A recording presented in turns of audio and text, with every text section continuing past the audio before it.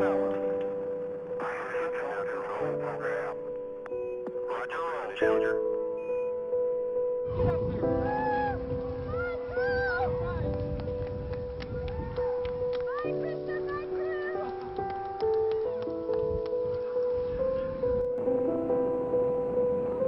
Velocity 2,257 feet per second. Altitude 4.3 nautical miles. Downrange distance 3 nautical miles.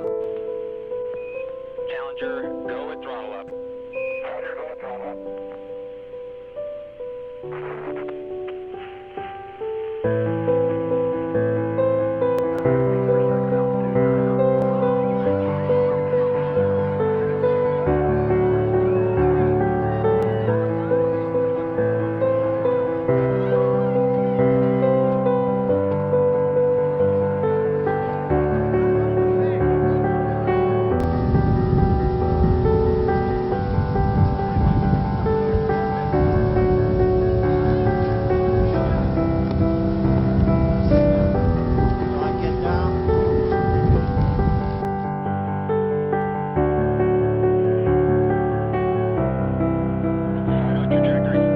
Flight controllers here looking very carefully at the situation. Obviously a major malfunction.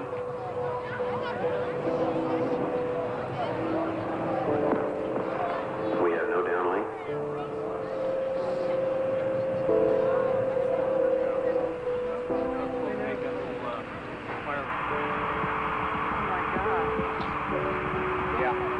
We have a report from the flight dynamics officer that the vehicle has exploded. Flight director confirms that. We are looking at checking with the recovery forces to see what can be done at this point.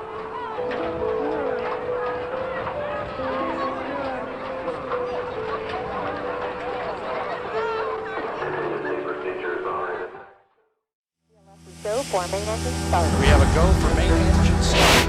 Mission and liftoff of Discovery, celebrating its 25th birthday by racking up science and supplies to the space station.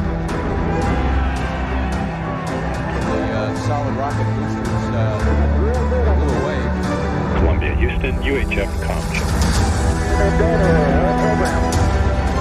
Roger, roll.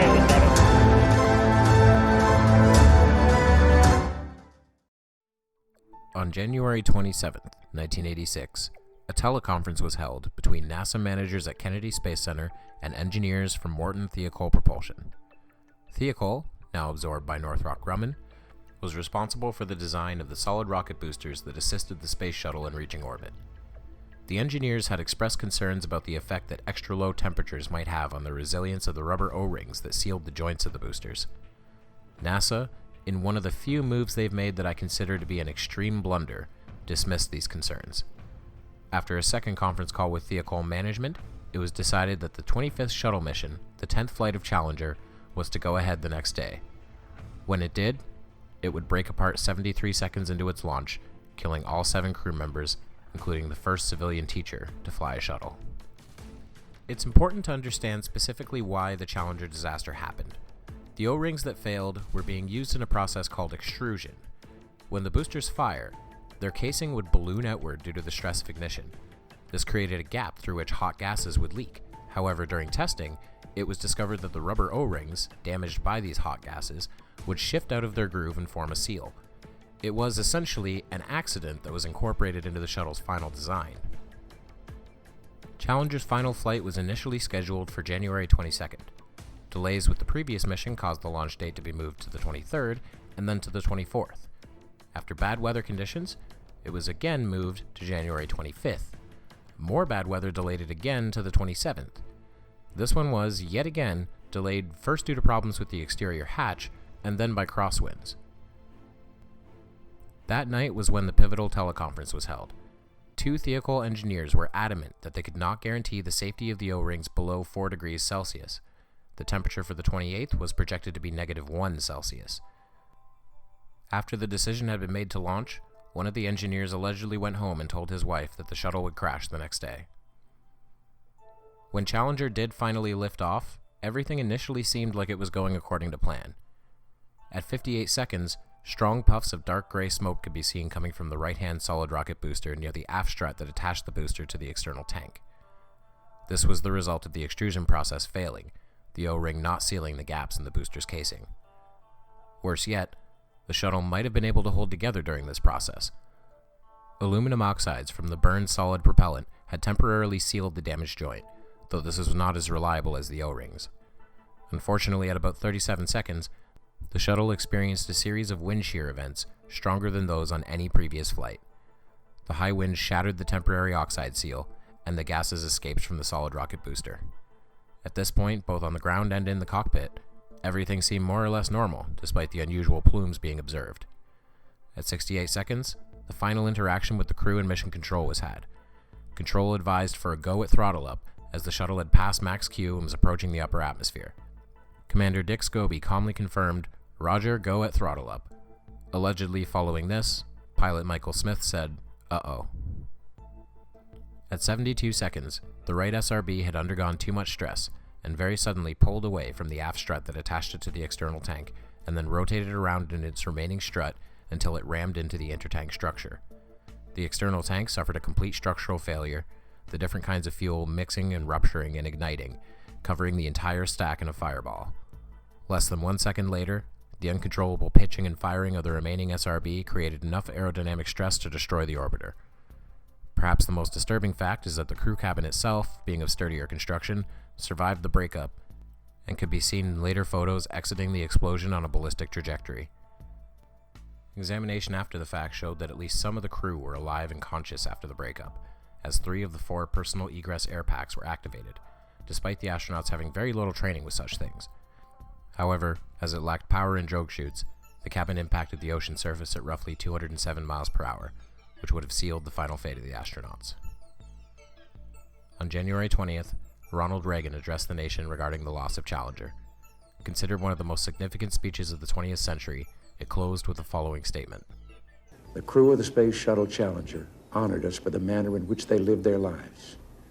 We will never forget them, nor the last time we saw them, this morning, as they prepared for their journey and waved goodbye, and slipped the surly bonds of Earth to touch the face of God.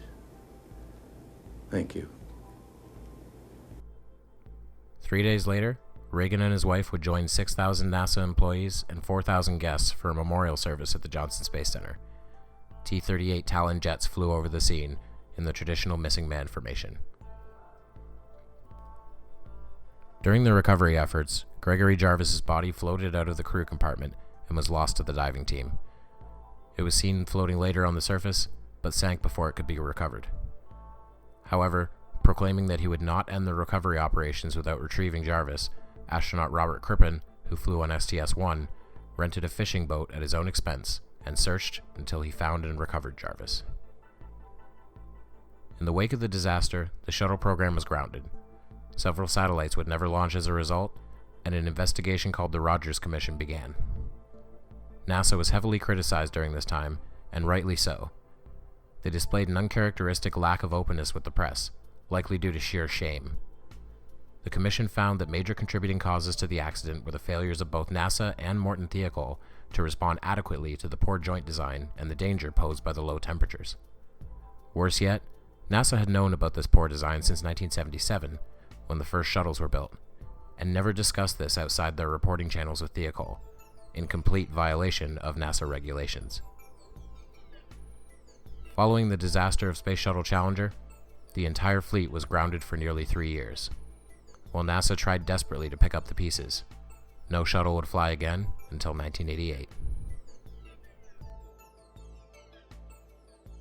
Flight, Bart and Hallie experiment. And here comes the flight crew now. Commander Dick Scobee, followed by Mission Specialist Reznik, Ron McNair, and pilot Mike Smith, followed by Christa McAuliffe, teacher in space, Ellison Onizuka, and payload specialist Greg Jarvis. Big smiles today. If you like this video, please give it a like. If you want to see more, please subscribe to my channel, which is Dead Kennedy in Space. If you want to support me further, consider donating on Patreon or purchasing some of my work through Amazon or Teespring. Thank you, and I'll see you over the curve, Space Cowboys. Lived there, on the mote of dust, suspended in a sunbeam. In a vast cosmic arena.